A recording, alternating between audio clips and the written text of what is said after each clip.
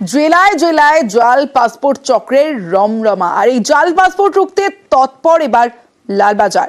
Passport ভেরিফিকেশনের নয়া guideline, জালিয়াতিতে নজরে আরো বেশ কয়েকজন। সঠিক পথে তদন্ত দাবি পুলিশ কমিশনারের।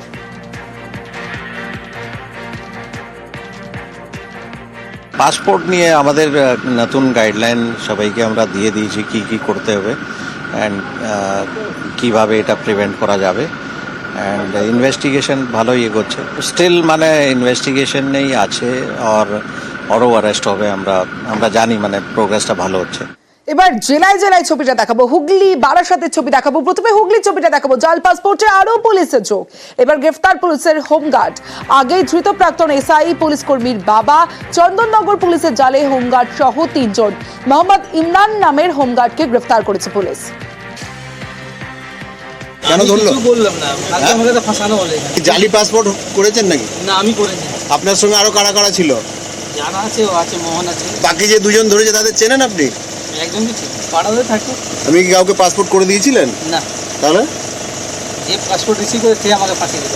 কে রিসিপ্টটা কে করেছে? মোহন সাউ। মোহন সাউ। চিটিং আর ফরজারি কেস, কিছু বার্থ সার্টিফিকেট, পাসপোর্ট এসব ফরজারি হয়েছে, চিটিং। তিনজনই এর সঙ্গে যুক্ত। 3 জন 10 দিনের পিসি চেয়েছিলেন, 10 দিনের পিসি অ্যালাউ করেছেন কোর্ট। এবার বারাসাতের ছবিটা দেখাবো। পাসপোর্ট জালিয়াতিতে ফের বারাসাতে ধরপাকড়। জাল নথি দিয়ে পাসপোর্ট তৈরির অভিযোগ। গতকাল ধৃত সমীর দাসকে জেরা করে পুলিশের জালে আরো 2। বারাসাত থেকেই গ্রেফতার করা হয়েছে পুলিশ কর্মীর বাবার 2 শাগরেদকে। গ্রেফতার কৌশিক মণ্ডল ও চন্দন চক্রবর্তী।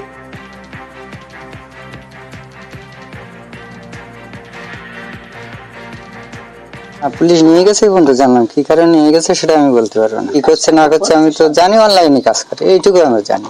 2-3 বছর ধরে কাজ করছে, একা না 2 বন্ধু মিলে করতো। বাপি আর ওই প্রায় আধার কার্ডটা জানি অনলাইনে যা কাজ করতো, যাবতীয় কাজ করতো। টোটাল 3টা জন অ্যারেস্ট হয়েছে। কতজন আছে এই ঘটনায় যুক্ত? ইনভেস্টিগেশন চলছে, আমি বল দেবো পরে।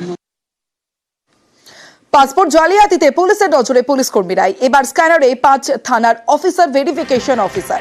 রাডারে পাসপোর্ট ভেরিফিকেশনের দায়িত্বে থাকা পুলিশ কর্মীরা সমরেশ ও মনোজকে জেরাতেই স্ক্যানারে পুলিশ কর্মীরা।